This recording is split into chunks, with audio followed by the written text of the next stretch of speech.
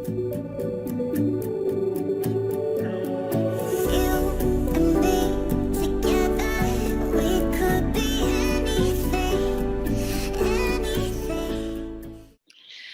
good morning, everyone. I'm excited about this morning's topic. It's really easy to avoid this topic because the topic is procrastination. And the reality is we all do it. The key is to not call yourself a procrastinator. A lot of us almost wear that as a badge. I'm a procrastinator.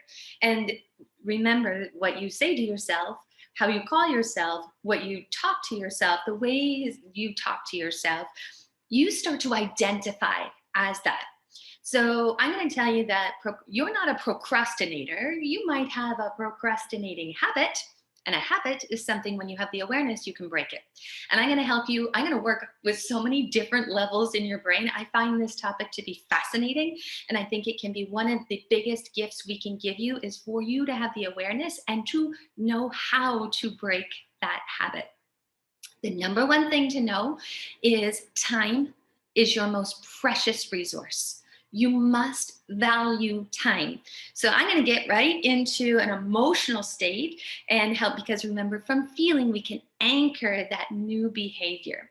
So I want you to think about valuing time and taking that to a whole new level in your body, because when you value time, you're going to be much less apt to just give it away. So imagine there's a bank of credits in your account each morning with $86,400. It carries over no balance from day to day.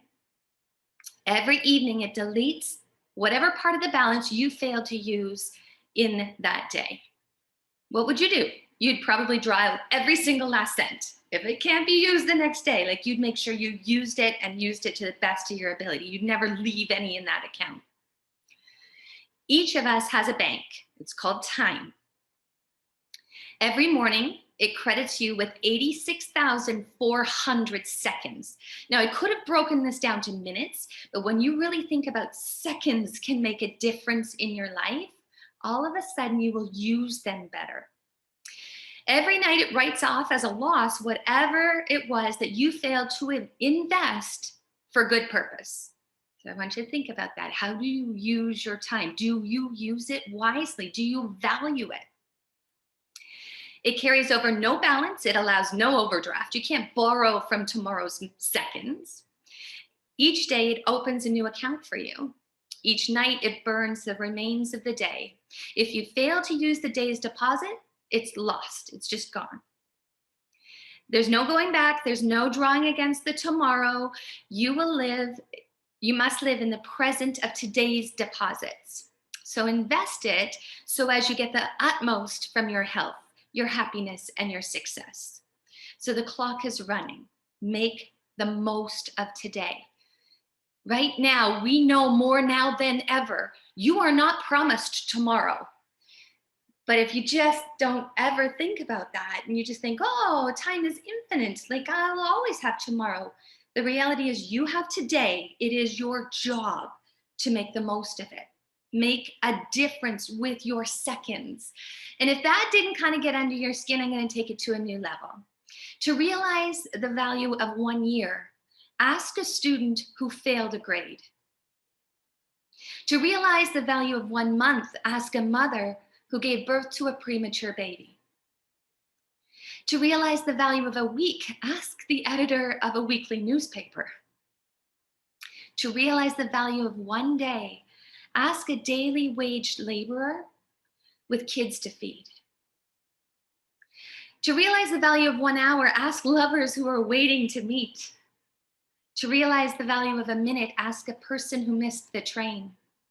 To realize the value of a second, ask a person who avoided an accident.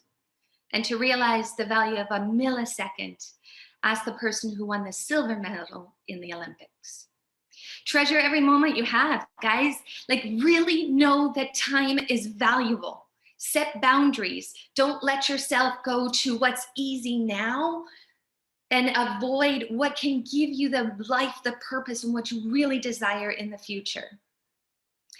Treasure it more because you shared it with somebody special. And guys, Helena and I do not take it for granted that you are investing your time. We are really wanting to offer you value, content that truly makes a difference in your life. So I thank you for spending this time with us in the morning and throughout the day. Spend it, make sure you're spending your time special enough. That doesn't mean you don't enjoy your time and savor your time, but it also means make sure you're not wasting your time. And we're going to talk about that. I want you to keep this in mind. Yesterday is history. Tomorrow, well, it's a mystery. Today is a gift. That's why they call it the present.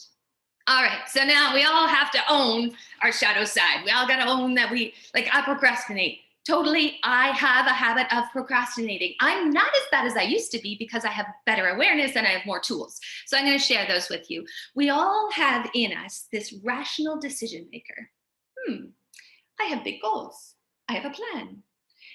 I can work the plan. I'm going to work the plan. The rational decision maker in me, oh man, it's very productive.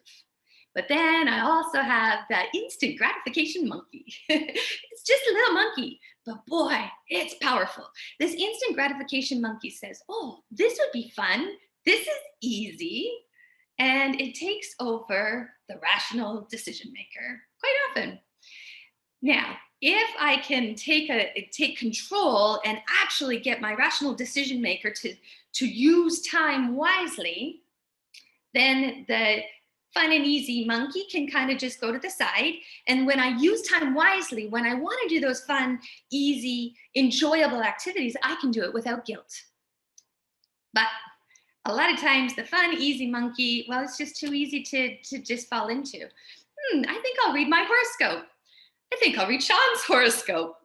I think I'll watch some of those cat videos because they made me laugh. You know what I was really wondering about, and then I go down the YouTube spiral of learning, and my rational decision maker, my brain actually gets really tricky. Maybe you understand, because my rational decision maker can say, I'm getting smarter. And when I get smarter, I will do better at but I'm totally avoiding. And if I avoid too long, maybe you guys know what happens.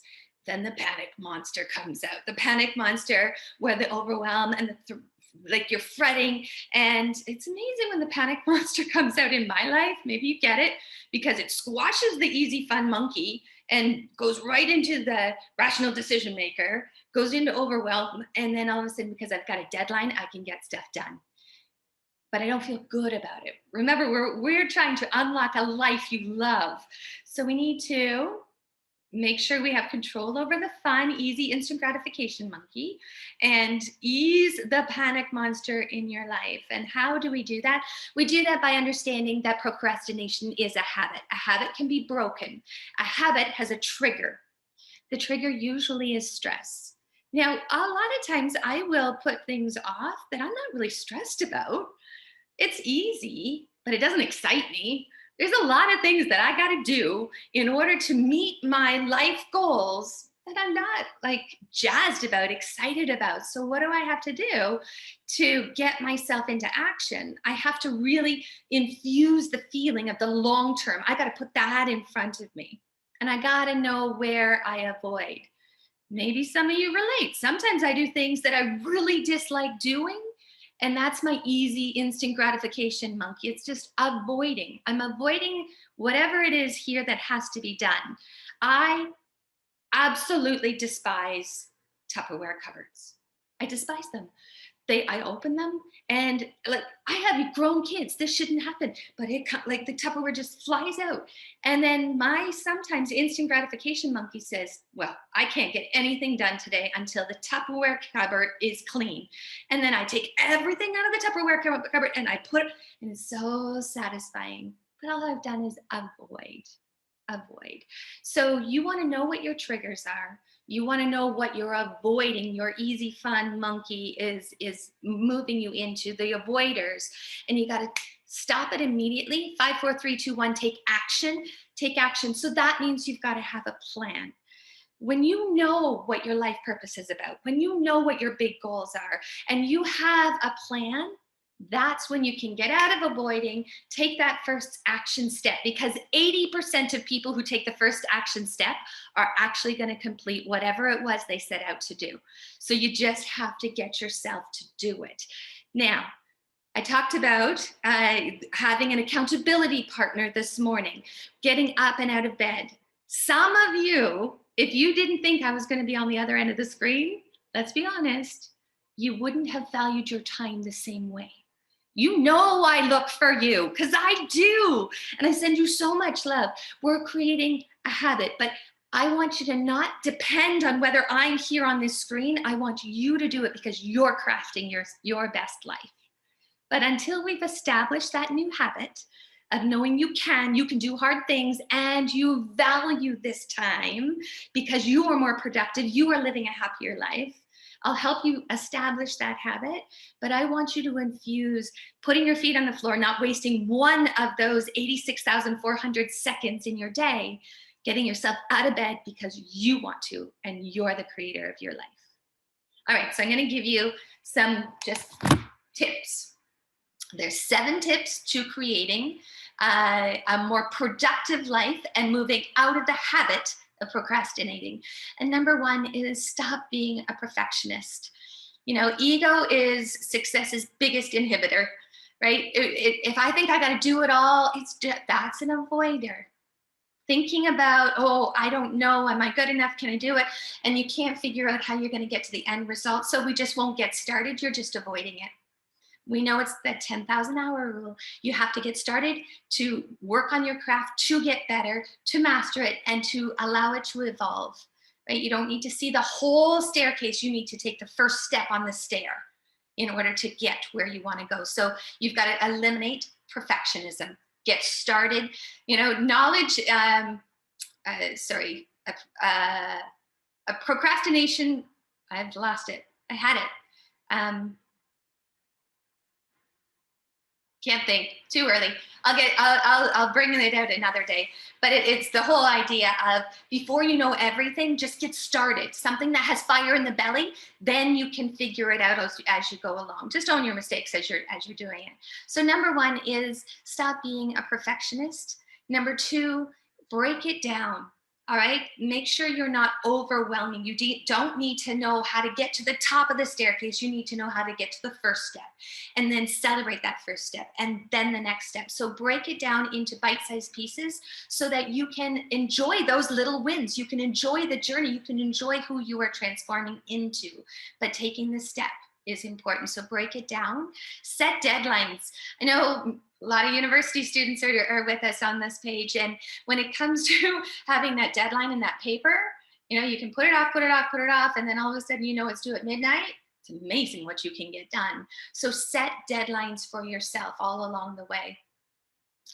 Number 4 is eliminate distractions. And so many of you were very, very honest that this phone is one of your greatest distractions. And many of us run online businesses, or we're working online. So we have to use technology in order to get the stuff done. So we go in with the greatest of intentions. And all of a sudden, the easy, fun monkey distractor comes into play. And a half an hour later, you realize you haven't done the post that you were supposed to do, or you totally forgot what you went to go and look for. So you've got to set rules for yourself, set boundaries for yourself. Hopefully, this group is adding the value for you. So you do check something in the morning. So maybe, and then all of a sudden you're like, okay, I need to change my state. I know I'll be more productive. I know somewhere in the midday, they're going to post and unlock the ugly. They'll change my state. I'll have a positive, I'll have those endorphins, the serotonin, the dopamine hits that I need, and I can move back. But give yourself maybe 5 minutes in the middle of the day, or 15 minutes, whatever it is for you. Set boundaries. And self-discipline is how you create a successful life. Self-discipline is how you continue to create confidence.